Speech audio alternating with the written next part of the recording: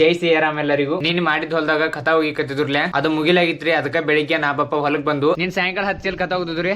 ನೀನ್ ಉಳ್ಕೆ 10 ಚೀಲ ಕಥಾ ಹೋಗಿನ್ರಿ ಅಂತ 10 ಚೀಲ ಕಥಾ ಕಲ್ಸಿ ಅದ್ರಾಗೇನ ಅರ್ಧ ಕಥಾ ಚೀಲ್ದ ತುಂಬ್ಕೊಂಡ ಗಾಡಿ ಮೇಲೆ ಇಟ್ಕೊಂಡ ಪಪ್ಪಾತ್ನ ಹೊಲದ ನಡು ಓದಿಟ್ರಿ. ಅದಾಗನ ಗಳಿಯಕ್ ಟ್ರಾಕ್ಟರ್ ಬಂದಿತ್ತರ್ಲೆ ಅಲ್ಲಿ ಅದನ್ನು ಇದು ಟ್ರಾಕ್ಟರ್ ಗಾಳಿ ಐತಿ ನೋಡಿದ.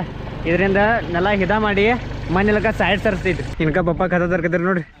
ಅವಾಗ ಇಲ್ಕ ಗಾಡಿದ ಇಂಡಿಕೇಟರ್ ಮುರಿತ್ ನೋಡ್ರಿ.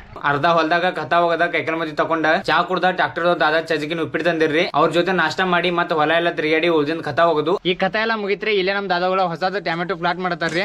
ಅಲ್ಲಿ ಅವ್ನ ಪಪ್ಪನ ಆಡ್ಗಳಿಗೆ ಚೊಕ್ಚಿ ಮುರ್ಕೊಂಡ ಟೊಮೆಟೊ ಪ್ಲಾಟ್ ಕಡೆ ಹೋದ್ರಿ. ಇಲ್ಲಿ ಕರಿ ಇಲ್ಲಿ ಬೋದ್ ಏರ್ಸಿದಾರ್ರಿ. ಬೋದ್ ಏರ್ಸಿ ಗಾಂಡ್ರೂಳ್ ಕಥಾಗಳು ಬೈಕಾರಿ ನಡುವ ಗಾಂಡ್ರೂಳ್ ಕಥಾ ಹೋಗದ. ಇದ್ರ ಮ್ಯಾಲ ರಾಸಾಯನಿಕ ಕಥಾ ಬೀಳ್ತೀರಿ ಮತ್ ನಡುವ.